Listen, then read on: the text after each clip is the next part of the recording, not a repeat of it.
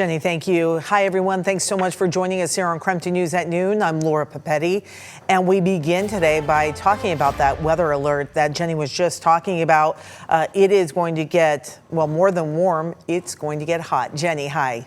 Yeah, good morning, Laura. As we are taking a look at the forecast and what we are seeing outside right now, temperatures are warm. The sun is shining. We're partly cloudy through parts of downtown Spokane, but already at this noon hour here, we are at 78 degrees through the Spokane area. The background there of Lake Coeur d'Alene, though, looking good in the distance. Temperatures across the region, we are already in the low to mid 80s out in Wenatchee as well as Moses Lake. Currently at 80 degrees in Coeur d'Alene. 77 is the current temperature in Sandpoint, Idaho. And as we have entered this new work week, it is going to be hot and dry here through our extended forecast. As we also take a look at our air quality, you might have noticed a little bit of haze if you are outside. Our current air quality in Spokane is at a level of 56, which does drop us into that moderate category, and we're anticipated to actually be in that through the rest of the day today and into tonight. Temperatures this afternoon, though, certainly on the warmer side. Mid 80s is the high for Spokane and Coeur d'Alene. We've got some low 90s out toward central Washington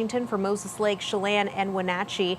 As we move forward, we are preparing to see elevated fire weather risk. So weather impact alert as we move forward, and we actually now have some updates from the National Weather Service. It's going to now be backed off until Tuesday, as those, or Wednesday, I should say, as those wind gusts are going to be increasing more Tuesday night, headed into Wednesday. And for that, we now have widespread red flag warnings encompassing most of the inland Northwest from central Washington across eastern Washington for all of these areas that are shaded in pink. The full timing of these winds coming up in my extended forecast in a few minutes.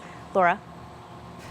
Jenny, thank you. This is coming in new at noon. The Chelan fire burning in central Washington has turned deadly. Yesterday, deputies went to check on one person living in the affected fire area who had been reported missing. In their search, they found human remains in a vehicle that had slid off the roadway into the fire. The Douglas County Coroner's Office is working to identify the body. A search is ongoing to make sure everyone else in that area is safely evacuated.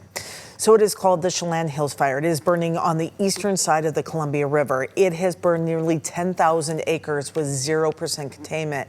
Level 3 go now evacuation orders have forced about 500 people out of their home. Douglas County fire officials say the fire has already destroyed about 100 structures. And at this point, we don't know how many of those include homes. We heard from one homeowner, though, who did lose their house over the weekend. Yeah, lost the house, so I've been told. I haven't been up there yet, and probably the barn, but people and the animals are okay. There's no point in being negative about it. I've already been drawing up plans to rebuild, so clean slate, I guess.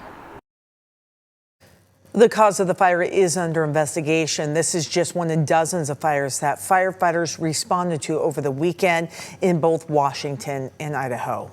8 people were hurt in a fire over the weekend in Pierce, Idaho. Authorities are investigating what happened, and right now they are not saying anything more than it was what they are calling a burn incident. The Clearwater County Sheriff's Office says emergency crews responded just before 3 on Sunday morning. Several people now have life-threatening burn injuries and are at regional hospitals getting treatment.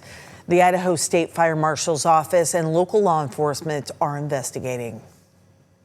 And we are learning more about the man who Stevens County Sheriff's Office deputy shot and killed last week. Now, he allegedly shot at 2 children and threatened another man with a gun. This happened near Tum Tum.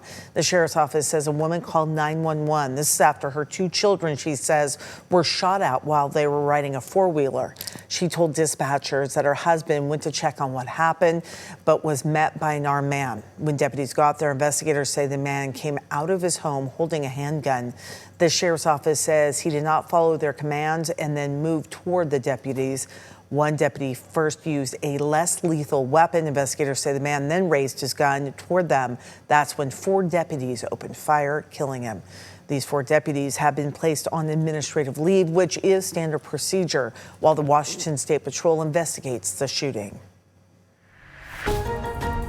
All right, watch out for some traffic that may be coming your way. State Route 155 in Grant County is where you can expect slowdowns, lane closings, and delays. This is all happening around milepost 28. Crews are working on a temporary repair on the Grand Coulee Bridge expansion joints. This will go on through August 14th. They will remove existing asphalt and install some steel plates to hold the bridge deck panels in place and try to prevent any more damage. And then on Stevens Street, crews start working on improvements between 3rd and the 9th Avenue Bridge. So if you're driving southbound on Stevens, you can expect delays starting on Sprague. Traffic will be down to 1 lane between 3rd and 9th. The city expects the project to last at least through late August. We'll keep you up to date on that.